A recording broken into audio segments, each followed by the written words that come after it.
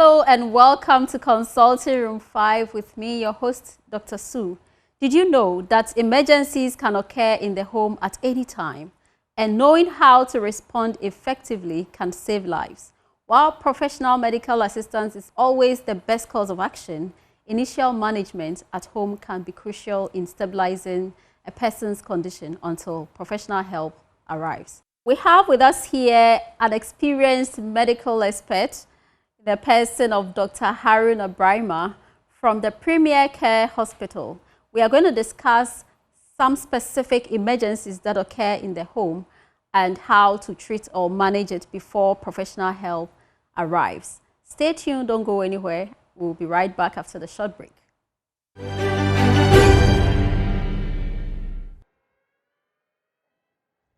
Hello, you're welcome back from our short break. You are in Consulting Room 5 with me, your host, Dr. Sue, with Dr. Ibrahima. Doctor, you're welcome. Doctor is a senior medical officer at the Premier Care Hospital. And Doctor is going to tell us more about emergencies that occur in the home, both medical emergencies and some few emergencies that occur in the home. Doctor, hello. You're welcome once again. Thank you very much. Such a calm gentleman. Thank you. You're blushing. Anyway, don't mind me. Thank you. So what are medical emergencies at all? Yeah, so when we say medical emergencies, right, these are serious and unexpected situations, usually involving illnesses and injuries, which requires an immediate intervention or action to be taken. So some of the medical emergencies that we'll be talking about today would include fainting or syncope. So like when let's say when somebody just slips and fall. Yes. Okay. Is it an emergency? So when somebody slips and fall, yeah, it depends on the circumstance involved. For instance, he slips and falls and then loses consciousness. At that particular moment, it becomes an emergency. Okay. Then he slips and falls and he doesn't lose consciousness, but instead he's conscious and then he's able to regain or get up from the accident scene. And there is no other deformity. That is, from the definition that I gave you, I said illnesses or injuries. Okay. So if there is no fracture of any part of the body, and then we don't, it's not an emergency. Sometimes you fall and then you hurt your head or some part of your body. Yes. And if you lose consciousness, the other party, what should that party do? Or? Yes, so in that situation, you need to quickly rush. If there is bleeding from any part of the body, you try to stabilize or put some pressure dressing at the injured site to avoid the blood from gushing out. Now, I want it very practical. In Consulting Room 5, we speak English. We don't speak medical terms. Okay. So I want it as practical as ever. Let's say somebody falls, yes, and then gets a cut, yes, on the head. Yes. Immediately, what should any help giver provide? Okay. Yeah. So as in that instance, you go and then lift the patient or the person who has fallen out, yeah, and then assess the person to see where the injury is. If it involves the skull where there is bleeding, you try to put some pressure on the place. That is, you can pack it. You pack it with a cloth. Okay. And then you can bandage it with the same cloth so that the blood doesn't, when you do that, you press on some of the vessels that are bleeding or that have been ruptured and bleeding so that you can avoid the person losing blood, excess blood, because if you don't stop that, and by the time you would have gotten to the hospital or to get a proper first aid, the person might have lost a lot of blood. Exactly. Is it similar to what is called ABC, airway breathing? Exactly. Yeah. That is the criteria that we use. So when you meet such a person, you assess the airway to see whether the person is breathing. The airway is patent. Is this done at home or at the hospital? It is done at the hospital, but if you have a medical knowledge and you can do that at home, and then that's perfect. But when you come to the hospital, that is what we do. We assess the airway, whether it is patent or there is a blockage on the airways, because if the person is not breathing well, definitely you're going to lose that person. Yeah. You might be tackling where the bleeding is coming from, but the death or the incident might come from a different source. So you check the airway. Whether but this is not too much of a medical practice. I mean, we can train people to do this at home, or if somebody faints, yes, somebody gets choked, yes, and all that. Yes, so once a while, from time to time, I know the EMT teams, the emergency, the ambulance services, they do offer such trainings for or corporate organizations. Like, for instance, your station here, you know, the staffs here can be trained in some of the basic medical emergencies, so that in case it happens, you'll be able to provide a first aid for the patient, and then before you can get to the hospital for proper management. But if at home, somebody suffers a fall and cuts the head, you have to press it harder. Any part of the body, when there is gushing out of blood. You press it harder to prevent excess blood loss. Excess blood loss before you rush the person to the hospital. So what if the person, what's about boiling water or hot liquid pouring on? Yeah, so that is burns. Burns. Yes. You know, it's most often, you know, it is irrespective whether adults or children. It happens, it can occur to anybody. So when such instances happen, the best thing is to, you know, unclothe the patient. Remove the clothes. Remove the dresses. Unclothe the dress. The dress. Even if it goes on the feet. Exactly. You know, for that place, you know, if it's not covered, so that's fine. Depending on where the burns has occurred. So if it occurs, let's say through the trunk, where the person is wearing cloth, and then you can remove the cloth to expose the place for, you know, and then after exposing the client, you try to prevent pains. You know, it's the pains that we are worried about. So you try to cool the place. So you can do that with a running water, you know, lukewarm water to stabilize or calm down the pain. Just hold on, let me get it. So if you get a liquid burn, let's say on the thigh. If the person is in an attire, the person should take the attire off. And then pour lukewarm water. Lukewarm water running, means what? Like tap water.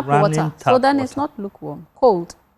Okay. Semi-cold. Cold, semi-cold. Okay, so room temperature. Yeah. So then we pour it around the place for about 20 minutes. To calm the pain and the temperature. On that tissue, the tissue under the skin. And then after that, you can apply some Vaseline gauze. Some Vaseline gauze or Vaseline cream if you have at home. And then for the surface. So should all of us have Vaselines at home? It is. How about shea butter? It's also perfect. How about aloe vera gel? Because I have the plants in my kitchen, so that if I have any oil spill or anything, I just apply it quickly. That's a good intervention that you have in your house. So this is a personal intervention. In case I get any spill or anything, then I pluck it out and then put it there. I think it's a good practice. We can get small, a first aid box, something like that. No, mine is natural plants in the kitchen. So that I just take it from the plant and then put it there. How good is that? It's also, you know, the aloe vera gel or the liquid. The liquid that comes out. Is slimy. And it's very similar to the oils, the gels that we are talking about. So applying it, and then, you know, it contains a lot of water as well. So when you apply it to the surface, it will help bring down the temperature as well as the pain down, and then prevent dehydration to the place as well. And then you can now seek for proper medical attention, because it doesn't just end at that place. Wow. There are several instances where emergencies do occur at home. Even when you know you are okay, emergencies can just occur. Can you please list some of the common medical emergencies that usually do occur? Okay. So we've spoken about the fainting and then the burns aspect. Okay. Another very common and interesting one is involves our diabetic patients at home. Okay. You know, most often we put them on drugs, and then anti-diabetic drugs, and then another complication that might arise, if not from the drugs, but from another conditions or a secondary cause. That is, maybe there is an infection, or maybe the person is taking drugs, the medications, by refusing to eat. They go into hypo. That is what we call the hypoglycemia, which is a very important medical... Hypo, low. Hypo, yes, low sugar. Sugar, yes. Semia. Yes, blood. Okay, so low blood sugar. Hypo, low. Low. And then gly is sugar. Semia is the... That's why we have anemia. Exactly. Okay, so we are doing some medicine here. So hypoglycemia is low blood sugars. So it means that when you don't eat, you are diabetic and you don't then you are regular with your drugs, medications, and then you don't eat to replace or gain the energies, or the medication is stabilizing your sugar. Exactly, absorbing the sugars in the bloodstream into the tissues. Right. Then if there is nothing to choose, and then it means you are going hypo. You can even collapse. Exactly. So looking at that, we would say that in adults or elderly people, I usually say that their hypoglycemias will fall around 4 millimole per liter. Wow. Yeah, and then because the normal, is from 3.5 to 6.6. And then again, it varies from country to country, and then facility to facility. So for adults, I think 4.0 millimole per liter is enough.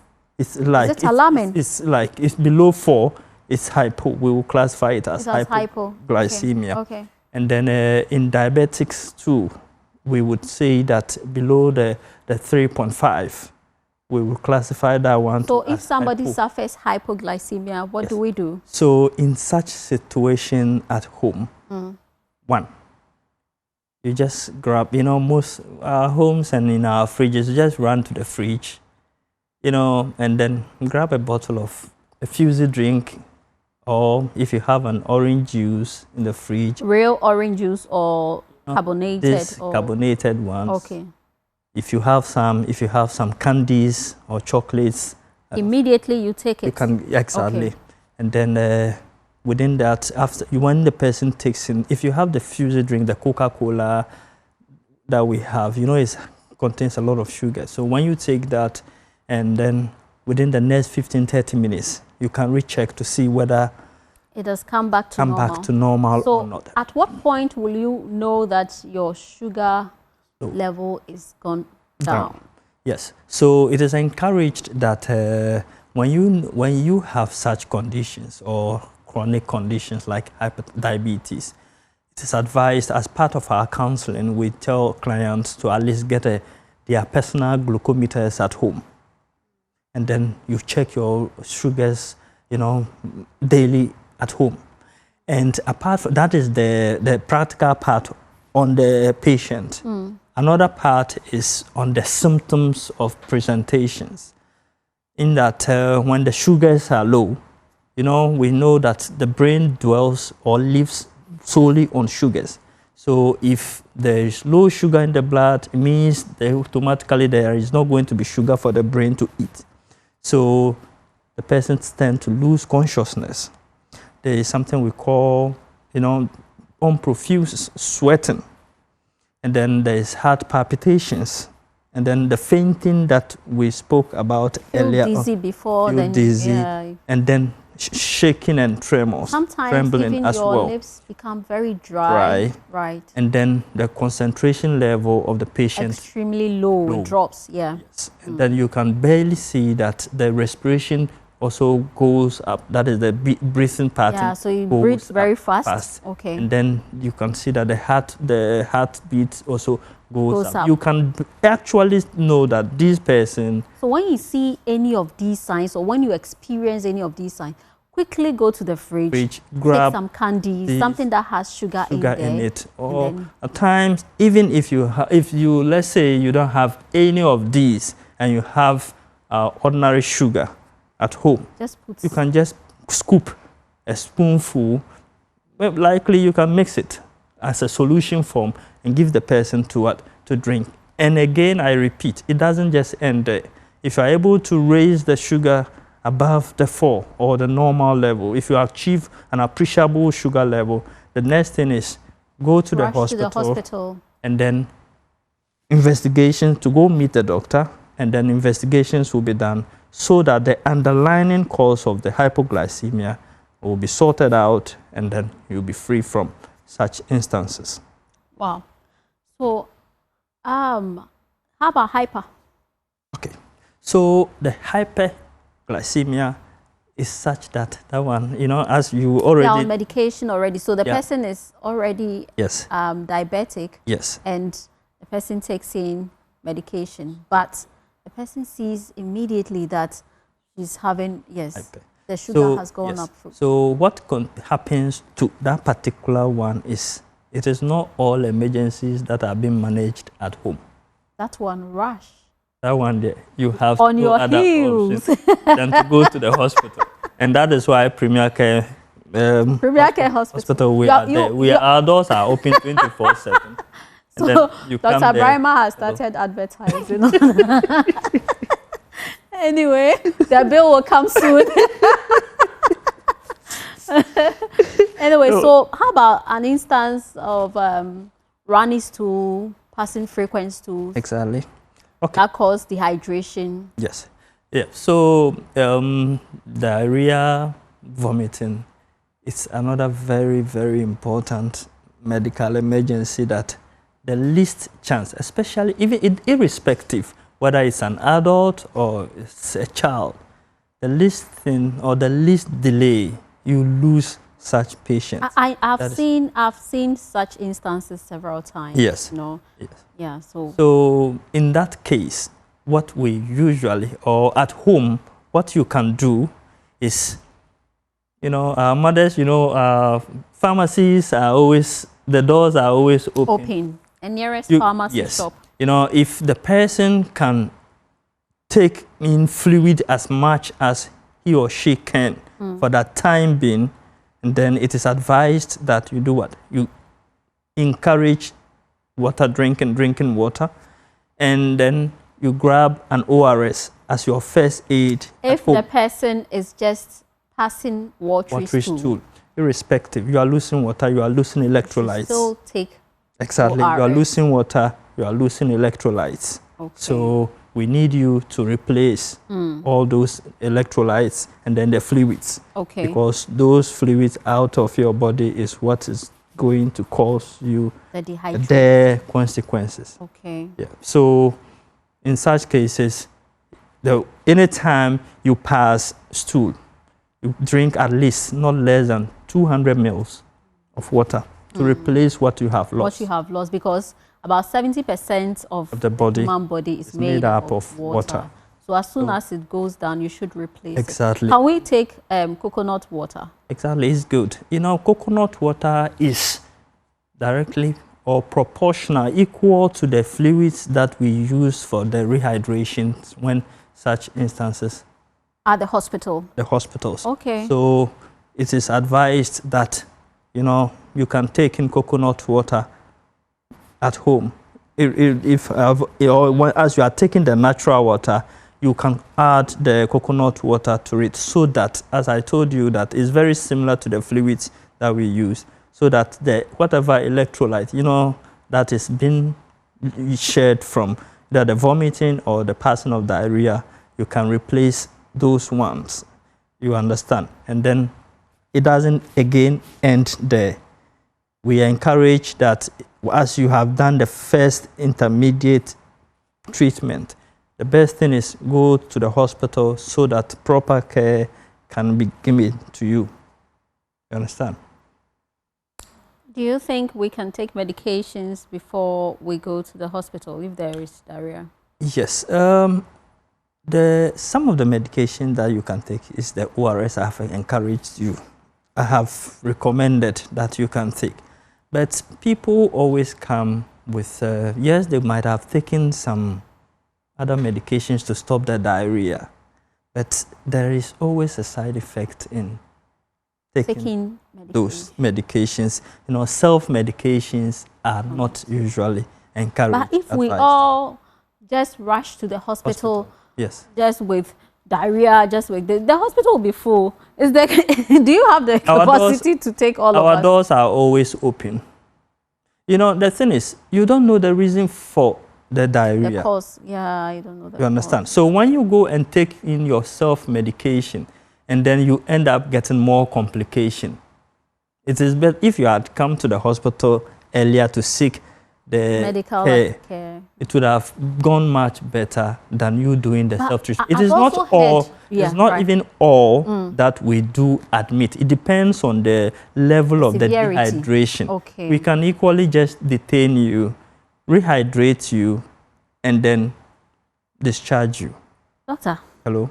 Have you heard that some people would say that they want all the bad substances in their stomach to leave them before, I mean, the stomach is cleared and then they are fine when they are running, they are having running stool? Yes. I've heard that on several... Is it a myth? Is it true? Let me say it's a double side. Okay. So it has its own advantages and then disadvantages. You can say it's an internal cleansing. You know, at times when we are about to have a procedure, we do also encourage that you peg yourself so that at least you can have a clean bowel. Okay. You understand? But if it is of medical importance, then, how would you know that is of medical importance? Yes, as I've told you that in case we want to do a procedure, and then that is of a medical importance. But assuming you've had some food poisoning, and then you said you want to clear everything. All the poison from the intestine. By the time, bear in mind that you are losing electrolytes and fluids. You don't know the quantum of what you are losing. So that is what I'm saying. It's a double side. So if it's not of medical importance, I believe exactly. I believe that when you do your first intervention, like hydrate yourself after each loose stool, and then you see that no, the way things are going, it is not getting better. Why not? Why do you have to still? How frequent? Let's say should you pass a stool before you rush to the hospital? So, or before you start your intervention? Okay. So we usually say that diarrhea is more than 3. Okay. And vomiting more than 3. Okay. So and then looking at the interval, if it is within the day, morning to evening, and you've passed 3, I think not alarming. Not alarming. Okay. But within a space of 2-3 hours, you've gone like 5 times. No. We can't anticipate what might have happened later. If it is get to 6 p.m. So in such instances, it is even more than the 3 that I have given you or I've told you. Okay. So as soon as possible, you need to seek a proper medical treatment. Wow. So self-medication is not good. We don't have to take in medicine. We don't advise such situations. We don't. So do we have enough medical practitioners to be taking care of us when I have headache, I rush to the hospital, when I'm having tummy ache? Yes, we have a lot of medical practitioners readily available. Premier Care example is there. Care, second time you have mentioned your name. I'll bring you your bill. You know, our doors are open 24/7. You understand? Right. Again, you know, it is not all. I do tell patients as part of counseling that it is not all headaches that you grab painkiller. It is not all headaches. And trust you me, it is not all abdominal pains that you also do self-medication at home. Okay. You understand? because some headaches might be as a result of hypertension. Because you just go to the pharmacy, grab the painkiller, but without taking into consideration the root cause. Right. But when you come to the hospital, that is where your vitals will be checked. And then you will be informed, oh, this is your BP. Are you a known hypertensive patient or not? Oh, I am not. And then this is your BP. And then if appropriate treatment or measures are done, you will not experience the headaches again. So again, that is why I am being skeptical about the self-medication, because they always come in a dying situation where, oh, I've been having headaches and I've been buying pain medications. And then for how long? You ask for how long? Oh, it's been a while. And the consequences outweighs the benefits. Merits. Exactly. How about asthmatic attack? Yes. So asthma, as a medical emergency, is more of a blockage or restriction, hypersensitivity of the respiratory airways as a result of an allergens. Speak English. As a result of trigger factors. It's a blockage in where? In the respiratory airways. Okay. As a result of allergens. Allergies. Allergies. That we may not know. The person has high sensitivity. The person has a hypersensitivity to some toxins, some other products. Yeah. So when you do that, it causes constrictions in the respiratory airways. So if, let's say, this is the airway. Exactly. And then there is an allergic reaction. You are sensitive to perfume. Strong perfume. Okay. Okay. And then, so that is where there is it constricts. Exactly. Then it blocks the airway. Exactly. And then it prevents air from entering or and coming out. Yeah. Okay. And that is where they tend to have shortness of breath. Present with chest pain. And then some present with cough as well. Because they are finding it difficult to breathe. Okay. So in such instances, if let's say the person is a known asthmatic patient. And then he or she has the inhaler. You can use it as your first aid. And then subsequent follow with visit to the hospital for proper assessment. An upper respiratory tract infection can trigger even your asthma attacks. So assuming if you are in your closet as well, and then you have, let's say the place is smoky, or there is a spillage of some substance which has triggered your asthma, or the client's asthma to start.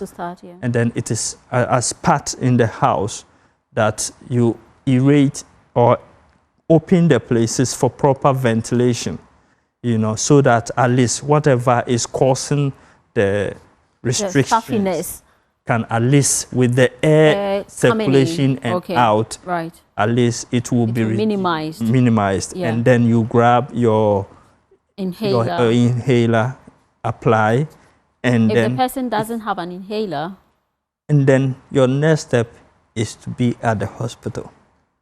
If the person doesn't know she or he is an asthmatic, and it happens like this, what can be done at home immediately? Yes, so as part of the measures at home immediately, that is what I've said, that you can, depending on where you are located or where the situation happened, you can move out of the place. That's the first step. If the person is conscious. Because sometimes the person suddenly collapses. Exactly. And then if that instance happens, and then you have to, those close immediate people around, we go back to our ABCD. That is the patent, the airway.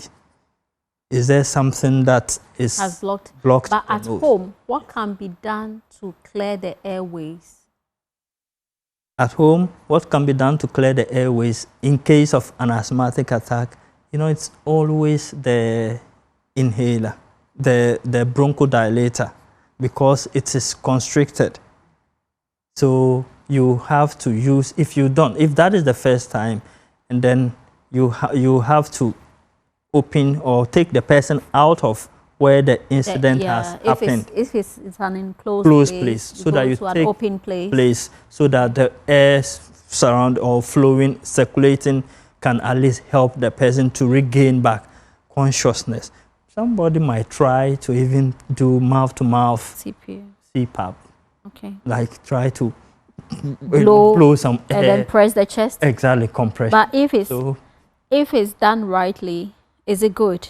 If it is done rightly, it is good. We even do on our ways, our practices. That is the chest compression, and then you blow air into, at least because you want it's an emergency. So you want to save life. Would you advise that people do that at home if they see that person has? Yes.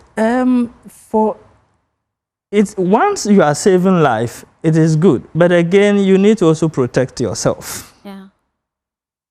That is where. So you are talking about maybe transfer of some. Exactly. Okay. So you need to protect yourself. Let's say if the person is the wife, the daughter at home. Then you can try that. Doctor is not too sure. But if it is an outsider as part of your practice, and then you can cover your mouth with a cloth. A cloth or something that is breathable. Exactly. Yeah. And then you can administer the air into the clients. But if it is somebody that you believe or you know, very close, and then you know the medical condition of the person, and then I think it's worth doing it. But if not, you take precautions first. Well, we are with Dr. Brimer, and you are watching Consulting Room 5 with me, your host, Dr. Sue. We are talking about medical emergencies at home and how to salvage it or how to solve it immediately before getting a professional help. Don't go anywhere. After the short break, we are going to discuss some other issues, medical conditions like seizures, fevers in children, and others. Don't go anywhere. Stay tuned.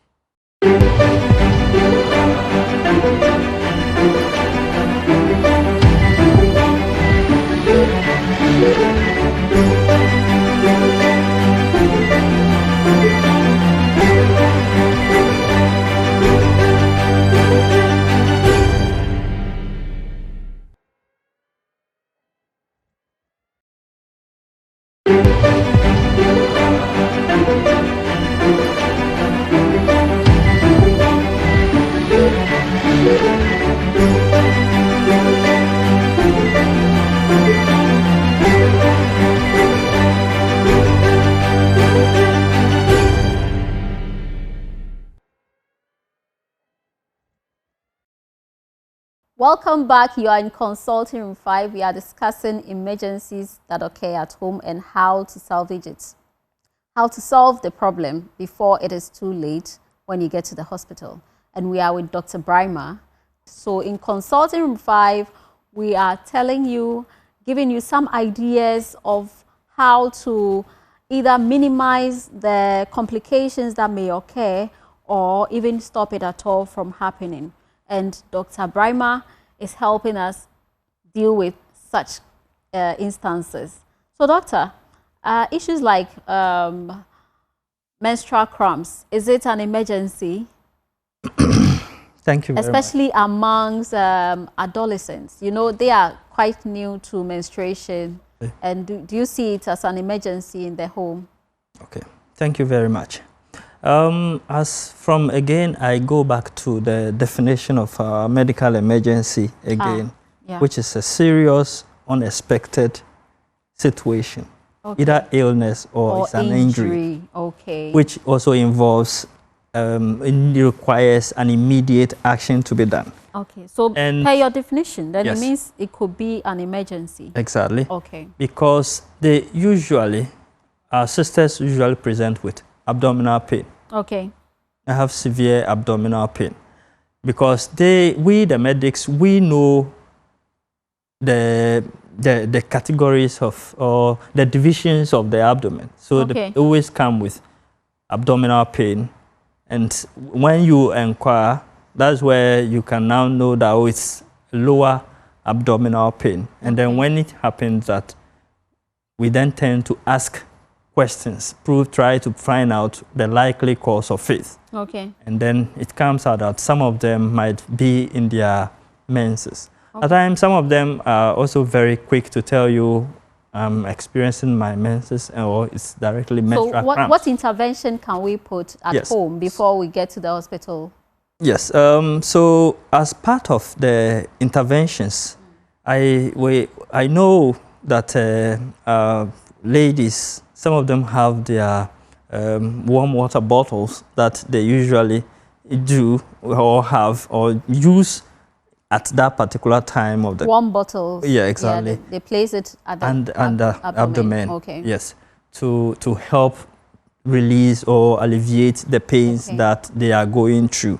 Can we take painkillers? Some also go to the extent of grabbing their own painkillers, which I cannot mention the names of some of the drugs that they've been buying. Okay. And but is it advisable?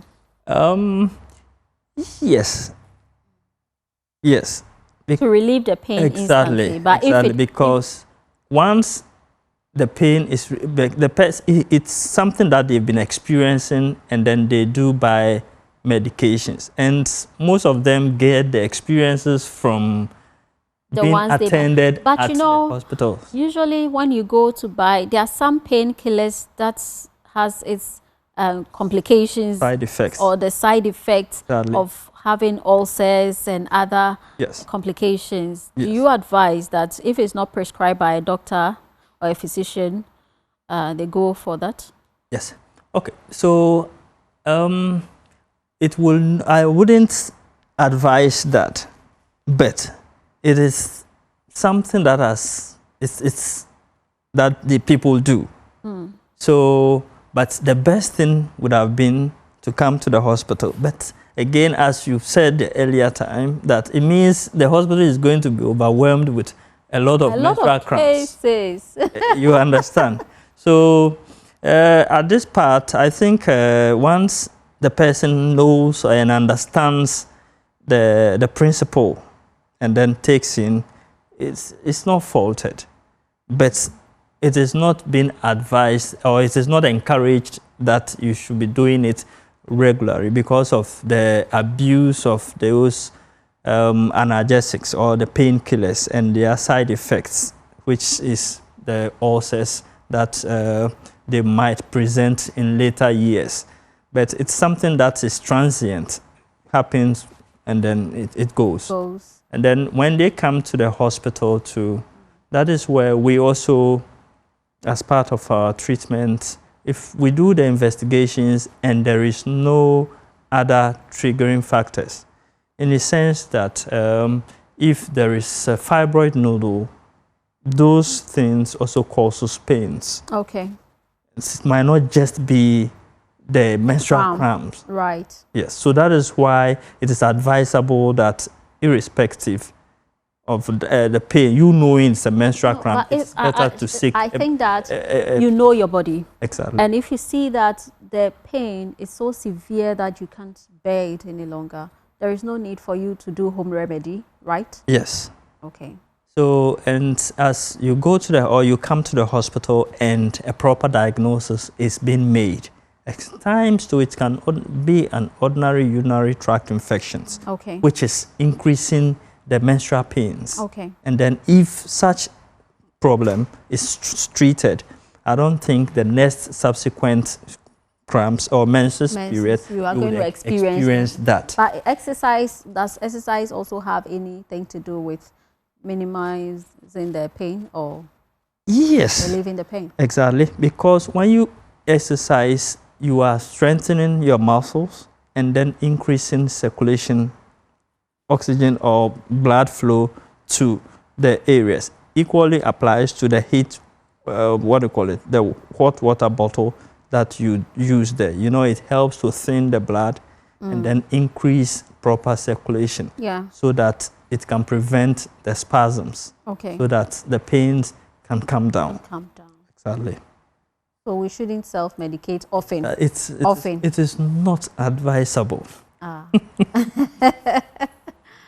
about seizures? Thank you.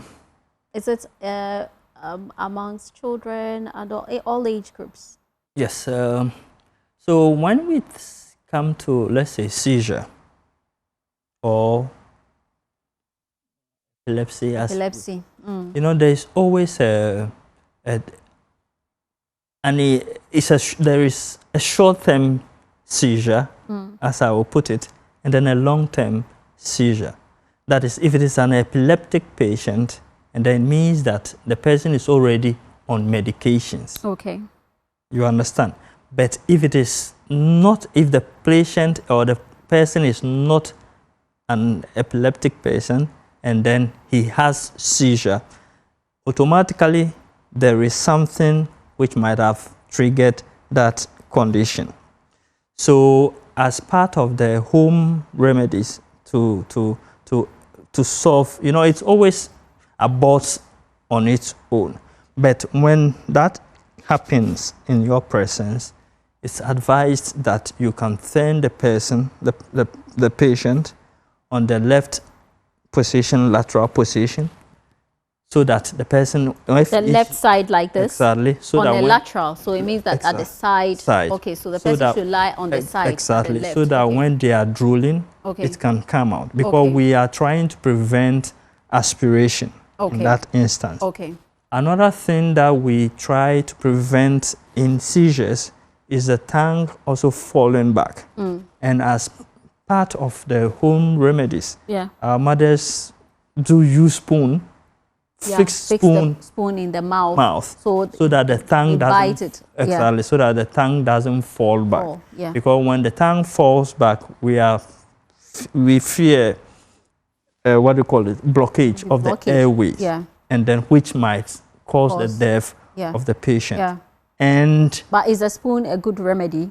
Yes, even at hospital, we use the tongue depressor or the spatula. We have a wooden spatula that we use. So if you don't have it at home, and anything to prevent the tongue or biting of tongue or the tongue falling back, it's recommended. So it's good that you put a spoon in the mouth. You know, not the broad part, the handle instead, so that at least you can prevent the tongue from falling, and then prevent the clenching of the teeth on the tongue as well, because the person might finish having the seizures and then have wounds and swells and all that. And then when that happens and it's aborted, immediately your next station or your next place should be at the hospital, so that proper investigations can be done and then treatment commenced, so that such instances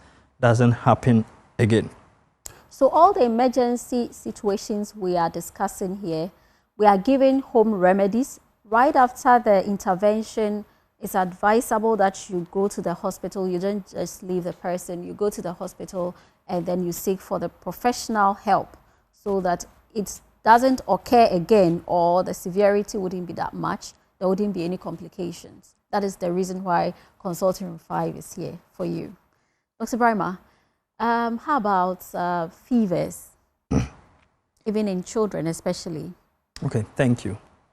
At night, you feel that, should we, first of all, should we have thermometers at home?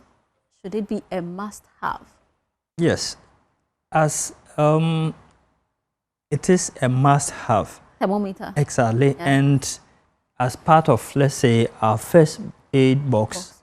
So first of all, we should have a first aid box. Every home should have a first aid box. And what should entail? What should be in the first aid box? You know, basic, your paracetamol, your antiseptics for dressing of wounds. Right.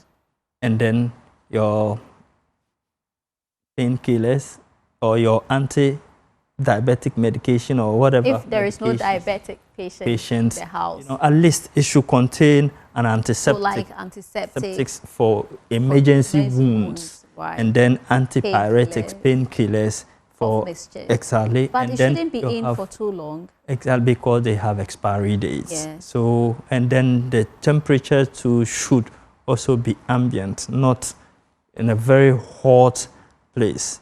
So as in the part of the cabinet EMT, somewhere, yeah, kitchen cabinet, one of the cabinets, or it's- sitting area, it- anywhere that's- cool. exactly. The room would have been better than the kitchen because of the heat that actually comes out of the kitchen. It depends on the kitchen you're talking about too. Thank you.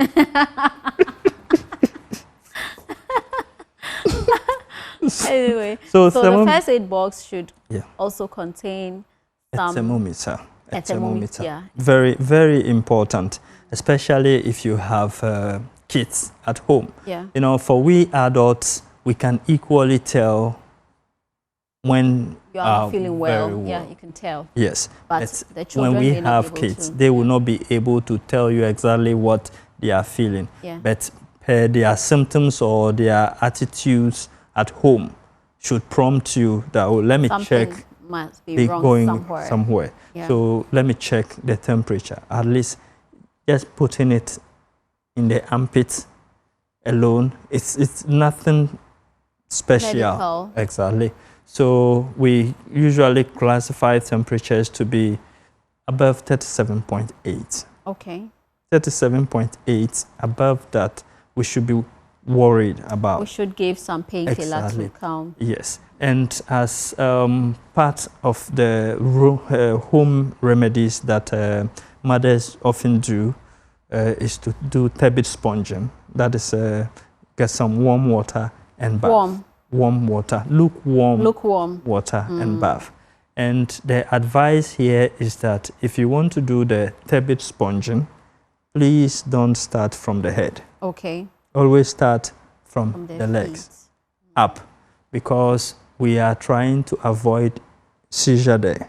Okay. Because when you pour the water from above, when you start from above, you crash the temperatures. Okay. And then that can also trigger seizure that we are preventing. Because fevers in children often makes them have the seizures. Yeah. Most children that are always rushed into the ER, most often the temperatures are skyrocketing. They are more than 37.8, as I've said earlier on.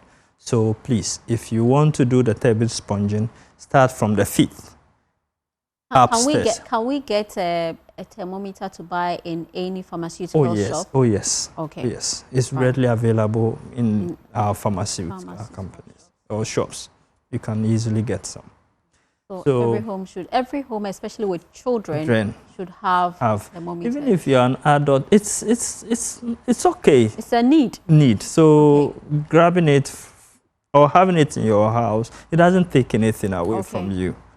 Yeah. And when you see that the temperature is above 37.8, 37.8, you can do sponging. Yes, you do the turbid sponging as a home remedy. And then if you have your first aid box with some drugs which are not yet expired, then you can start with. Doctor, how long should we, if the drug has not expired yet, but is a syrup? Yes.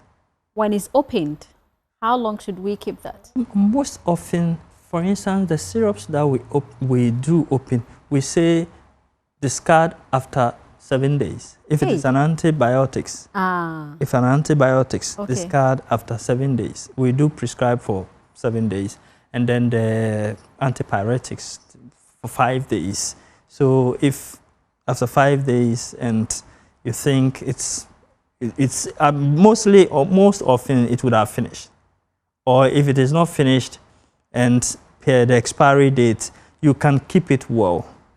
Well means? Well means that hygienically kept in the first aid box and then also kept in a room temperature. The temperature that those that need to be refrigerated, that you can keep in the refrigerator. Not on the door side of the refrigerator. But inside the refrigerator. Not where the ice, the freezer. Not the freezer but part. Inside the refrigerator. Exactly. Okay. Then you can do that so that at least you can preserve the potency of the drugs. The drug, okay. Exactly. We are looking at the potency of the drug. Okay. And so when after the first one, you do your turbid sponging, That is very common to everybody. I was asking how long we should keep like something like paracetamol syrup. Basically, for once it is not expired, it's okay. Okay. Equally as it is in the pharmacy shop. Okay. Once it is not expired, I thought once it's opened, probably we can discuss. Yes. Once it is not expired, and you have kept it as required. Right, okay. Why not? You can still use it. We still have some of the suppositories that you can even keep in the refrigerator. Okay. So equally, that one is also good. Okay. So when you do the TB sponging, you can now top it up with the antipyretics, that is the paracetamol. Either you use the syrup or you use the suppository one.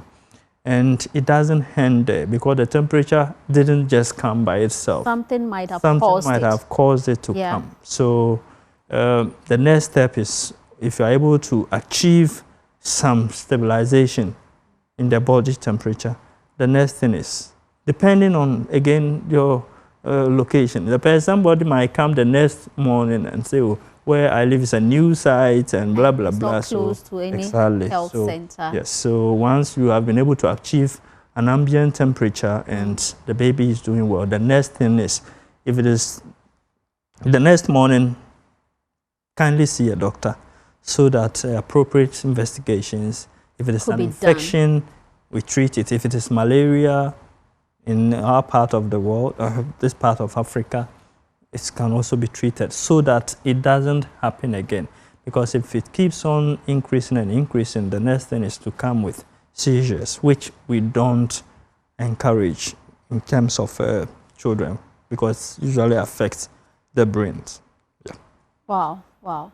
So we want to prevent or minimize complications, right? Exactly. And Consulting Room 5, we want to do everything that is needed for health to thrive in our homes. So, doctor, what advice would you give to people to minimize, as for emergencies, we can't do anything without it, but minimize complications when there are emergencies at home, especially the remedies that we should be doing? Okay. So as part of the emergencies that we've spoken about, as part of the avoiding long-term complications, as I've kept on repeating and been repeating, the ones we do at home is just to buy time. It's just to buy time. So if, let's say, as part of the treatment, if you have a child or you have children, you try as much as possible to prevent them. If where you are living is a mosquito-prone area, you try as much as possible to prevent them. At least wear them long dresses at night, and then they are staying. we should concentrate more on the preventive measures, so that there are no emergencies, especially for children and other things. We should try as much as possible also not to be exercising to prevent cramps. Exactly. And then if you are if you are diabetic, at least you take your medications. And again, it's advised that you get your own glucometer, so that at least time to time you can be checking the sugar levels. And to climax everything, please, after the first aid at home, it doesn't end there. Please visit the nearest hospital for proper treatment. And I repeat again. Any hospital at all. Thank you, Dr. Harold Obrima. Thank you. Thank you so much that you just came at the time that we needed you. Thank you. He has mentioned a few emergencies, medical emergencies at home that we can do something, we can come in with an intervention so that it gives us time to prevent complications. Dr. Obrima has mentioned some medical conditions like hypoglycemia, asthmatic attacks, fevers in children, seizures, burns, menstruation, menstrual cramps, and so many of them. The very first one that we talked about, so like if you get a cut, to prevent a lot of blood or bleeding you have to press it very hard, or you have to tighten it so that the blood doesn't ooze out to prevent it from, or prevent you from being anemic. But in all these instances, you should go to the hospital. When you are passing out so much stools, take in water, take in ORS if it becomes frequent, and also you can take in coconut water, exactly, which is just at the roadside. You can step out or send somebody to buy it to minimize the water, the fluid in you, the electrolytes, losing all that. And so afterwards, you go to the hospital for proper investigations. Thank you so much for this education. Thank you very much. Consulting Room 5 here, we talk about English, how our people can understand and practice it and then live lives to the fullest. Thank you for watching us, and we hope that you join us next week for more educative and informative health programs. Bye.